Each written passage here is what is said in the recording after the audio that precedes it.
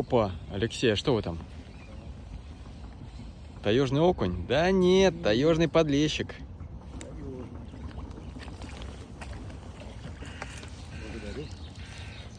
Ну вот он. Рыбы здесь нет.